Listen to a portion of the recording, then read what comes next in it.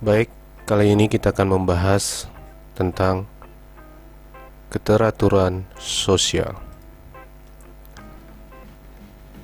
Keteraturan sosial dapat didefinisikan antara lain.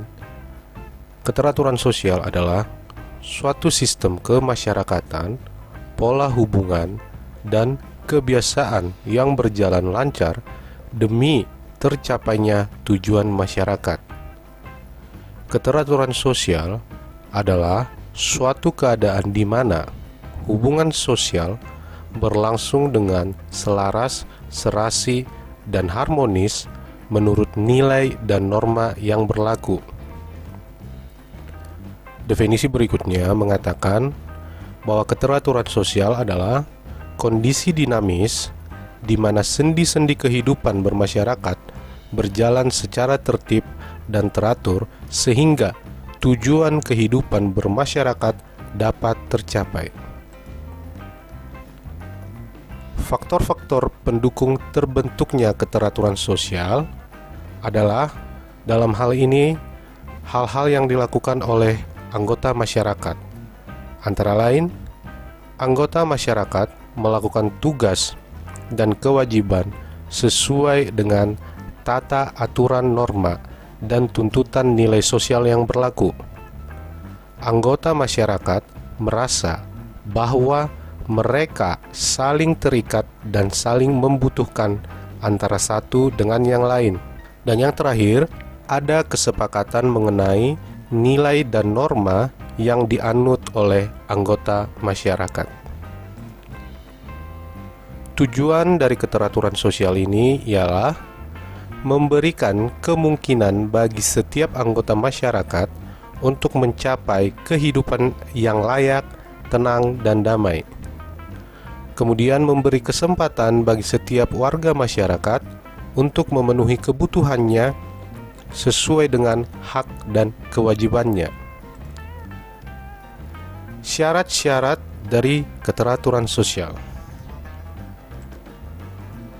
Syarat yang pertama adalah harus ada yang dinamakan norma-norma sosial. Norma adalah petunjuk hidup yang berisi perintah maupun larangan yang ditetapkan berdasarkan kesepakatan bersama untuk mengatur setiap perilaku manusia di dalam masyarakat guna mencapai ketertiban dan kedamaian. Norma-norma sosial ini bisa berupa cara, bisa berupa kebiasaan, bisa berupa tata kelakuan, ataupun berupa adat istiadat. Jenis-jenis norma yang terdapat pada masyarakat di Indonesia sedikitnya ada 4, yaitu norma agama, norma kesopanan, norma kesusilaan, dan yang terakhir, norma hukum. Syarat keteraturan sosial yang kedua adalah nilai-nilai sosial. Nilai menunjukkan apa yang benar dan yang salah, apa yang baik dan yang buruk, dan juga bagaimana seharusnya kita menjalani hidup sekarang, masa yang akan datang, juga pengalaman dari masa lalu. Nilai sosial sebagai konsep yang sangat umum mengenai sesuatu yang ingin dicapai serta memberikan arah tindakan mana yang harus diambil. Nilai sosial sebagai konsepsi yang hidup di dalam alam pikiran sebagian besar warga masyarakat mengenai hal yang harus mereka anggap penting di dalam hidupnya. Fungsi dari nilai-nilai sosial tersebut antara lain sebagai petunjuk arah, orientasi, bersikap, dan bertindak. Yang kedua, pemandu, pengontrol bagi sikap dan tindakan manusia. Yang ketiga, sumber motivasi, pendorong sikap dan tindakan manusia. Yang keempat, benteng perlindungan bagi masyarakat. Dan fungsi yang terakhir adalah alat pemersatu warga masyarakat. Syarat keteraturan sosial yang terakhir adalah adanya lembaga sosial. Yang dimaksud dengan lembaga sosial adalah suatu sistem norma untuk mencapai suatu tujuan tertentu atau kegiatan yang oleh masyarakat dianggap penting. Lembaga sosial adalah sekumpulan kebiasaan dan tata kelakuan yang berkisar pada kegiatan pokok manusia. Unsur-unsur lembaga sosial ini antara lain simbol kebudayaan, kode perilaku, dan ideologi. Bentuk-bentuk dari keteraturan sosial. Yang pertama adalah keteraturan sosial dalam bentuk jalinan perasaan dan keselarasan. Contohnya adalah keluarga. Yang kedua adalah keteraturan sosial dalam bentuk kerjasama. Contohnya adalah gotong royong dalam sebuah kelompok masyarakat. Yang ketiga ialah keteraturan sosial dalam bentuk pembagian kerja. Contohnya adalah keseimbangan atau keselarasan antara hak dan kewajiban individu maupun kelompok dalam sebuah organisasi masyarakat. Tahap-tahap dari keteraturan sosial atau tahap-tahap untuk mencapai keteraturan sosial adalah sebagai berikut. Yang pertama, adanya tertib sosial. Tertib sosial ialah keselarasan antara tindakan anggota masyarakat dengan nilai dan norma yang berlaku dalam masyarakat. Tertib sosial adalah keadaan masyarakat dengan kehidupan tertib dan teratur sebagai hasil dari interaksi sosial yang berjalan harmonis. Sebagai contoh misalnya, seorang pendatang harus melapor kepada ketua RT setempat. Ciri-ciri dari tertib sosial ini adalah individu atau kelompok dalam masyarakat mengetahui dan memahami norma dan nilai sosial yang berlaku. Kemudian, terdapat sistem nilai dan norma yang jelas. Dan yang terakhir, individu dan kelompok menyesuaikan tindakannya dengan norma dan nilai di masyarakat. Tahap yang kedua adalah adanya tatanan sosial atau disebut dengan social order.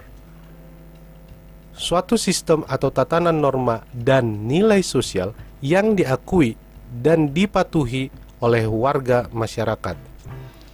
Social order atau tatanan sosial adalah sistem nilai dan norma yang berlaku dan dipatuhi oleh seluruh anggota masyarakat.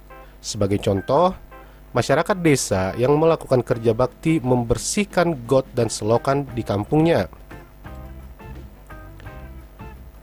Tahap yang ketiga adalah keajegan atau dikenal dengan konstan. Keajegan ialah keadaan yang memperlihatkan kondisi keteraturan sosial yang tetap dan berlangsung terus-menerus atau konstan. Keajegan adalah keteraturan sosial yang reguler atau rutin sebagai hasil dari interaksi sosial yang mengalami pelembagaan. Sebagai contoh, seorang anak yang rutin pergi ke sekolah untuk belajar, seorang PNS yang rutin pergi ke kantor untuk melayani masyarakat, karena sekolah adalah lembaga pendidikan dan kantor adalah lembaga pemerintahan misalnya. Dan tahap yang terakhir adalah pola atau pattern. Pola ialah bentuk umum dari interaksi sosial yang lebih baku dibanding dengan tertib sosial maupun keajegan. Pola adalah corak hubungan sosial yang tetap dalam kehidupan masyarakat. Sebagai contoh, santri yang cium tangan ketika bertemu kiai. Meski tidak di pesantren, saat bertemu kiainya, para santri cium tangan sebagai penghormatan kepadanya. Corak tersebut merupakan pola hubungan antara kiai dan santri. Faktor-faktor yang mempengaruhi keteraturan sosial antara lain: yang pertama, adanya komitmen masyarakat untuk mematuhi nilai sosial budaya tersebut, atau adanya komitmen masyarakat terhadap nilai sosial budaya. Hal ini dikaitkan dengan seberapa tinggi kadar komitmen warga masyarakat akan menentukan seberapa tinggi keteraturan sosial dalam masyarakat tersebut. Faktor yang kedua adalah kepatuhan atau conformity terhadap norma. Berkaitan dengan keteraturan sosial akan ditentukan oleh bentuk dan sikap masyarakat yang mematuhi nilai dan norma yang dianut oleh masyarakat tersebut. Faktor yang ketiga adalah kesadaran masyarakat. Kesadaran masyarakat merupakan kata kunci bagi terwujudnya keteraturan sosial. Norma dan nilai dalam keteraturan sosial. Hal ini berkaitan dengan bahwa keteraturan sosial ini dapat dicapai jika norma dan nilai yang sudah ditetapkan dapat berjalan dan dilaksanakan dengan baik. Maka, cara untuk dapat melaksanakan nilai dan norma dengan baik oleh individu maupun kelompok masyarakat adalah dengan melaksanakan 3 hal berikut. Yang pertama, sosialisasi, internalisasi, dan yang terakhir, aktualisasi. Sosialisasi ialah suatu proses di mana seseorang menghayati atau mendarah-dagingkan norma-norma kelompok di mana ia hidup, sehingga timbullah diri yang unik. Proses pembelajaran norma, nilai, dan peran, dan semua persyaratan lainnya yang diperlukan untuk memungkinkan partisipasi yang efektif dalam kehidupan. Tujuan dan bentuk sosialisasi. Tujuan dari sosialisasi ialah mengenal dan memiliki kesadaran terhadap norma, nilai, serta peran, dan kemudian ia bisa hidup dengan baik dalam kehidupan masyarakat. Bentuk sosialisasi ini setidaknya ada 2. Yang pertama, sosialisasi primer, biasa ditemukan dalam keluarga, dan sosialisasi sekunder, biasa ditemukan dalam sekolah. Yang kedua adalah internalisasi. Setelah sosialisasi, maka kita masuk ke tahap internalisasi. Internalisasi adalah proses bagaimana melakukan penghayatan akan nilai dan norma sosial. Internalisasi lebih banyak menunjukkan proses di mana kenyataan eksternal, yaitu norma dan nilai tadi, menjadi bagian dari kesadaran subjektif individu. Internalisasi ialah proses mempelajari sesuatu secara mendalam sehingga sudah menjadi bagian respon yang bersifat otomatis dan tanpa dipikirkan lagi. Dan yang terakhir adalah aktualisasi. Setelah sosialisasi kemudian internalisasi, maka kita masuk ke tahap aktualisasi. Aktualisasi menekankan pada sebuah kristalisasi kepribadian sebagai dampak dari sosialisasi dan internalisasi norma dan nilai sosial, sehingga seseorang mampu mewujudkannya dalam kehidupan nyata. Norma sebagai sistem fakta dan juga sistem normatif dikenal dengan istilah double system. Konsep sistem fakta dan normatif dalam konteks keteraturan sosial. Norma berfungsi sebagai petunjuk untuk berperilaku atau pattern for behavior, sedangkan perilaku adalah sebuah fakta sosial atau pattern of behavior. Norma sebagai aturan sosial atau sistem normatif. Norma-norma sosial adalah sesuatu yang berada di luar individu, membatasi mereka dan mengendalikan tingkah laku mereka. Yang ketiga, cita-cita dan kenyataan. Norma sosial tidak hanya dibatasi pada hal-hal yang secara jelas dinyatakan, tetapi juga pada hal-hal yang bersifat ideal. Kemudian kita masuk kepada solidaritas dan kesadaran norma sosial. Artinya bahwa norma sosial bisa dicapai dengan adanya solidaritas atau rasa saling mendukung dan kerjasama di antara individu dalam masyarakat dan kelompok masyarakat yang sama-sama memiliki tujuan dan kerjasama untuk mencapai kesadaran norma sosial dan mencapai keteraturan sosial tersebut. Solidaritas adalah suatu keadaan hubungan antar individu atau antar kelompok yang didasarkan pada perasaan moral dan kepercayaan yang dianut bersama, yang diperkuat oleh pengalaman emosional bersama. Salah satu bentuk dari solidaritas adalah solidaritas mekanik. Solidaritas mekanik adalah suatu keadaan hubungan individu yang lebih banyak didasarkan pada sikap toleransi akan perbedaan dan lebih mengandalkan konsensus dalam mencapai integrasi sosial dan ikatan mempersatukan individu dalam organisasi sosial. Solidaritas mekanis didasarkan atas persamaan.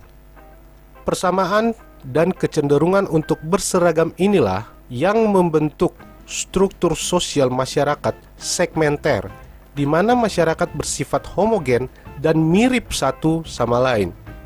Apabila salah satu segmen itu hilang, maka tidak akan berpengaruh besar terhadap segmen yang lainnya.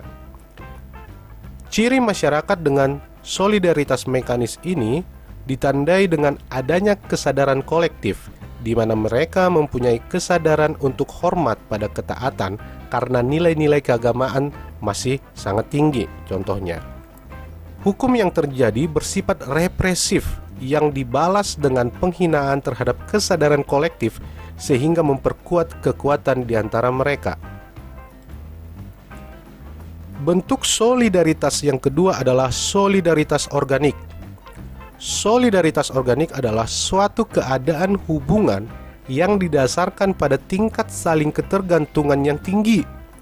Saling ketergantungan itu akan bertambah sebagai hasil dari bertambahnya spesialisasi dalam pembagian pekerjaan yang memungkinkan bertambahnya perbedaan di kalangan individu.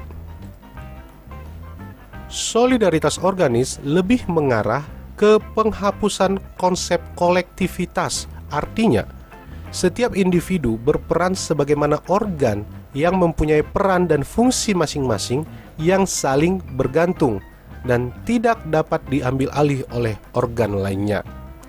Maka dikenal dengan pembagian kerja yang jelas dan terstruktur, yang tidak berkelompok sebagaimana segmen-segmen dalam solidaritas mekanis sebelumnya, sehingga mengharuskan sebuah elemen untuk bekerja sama.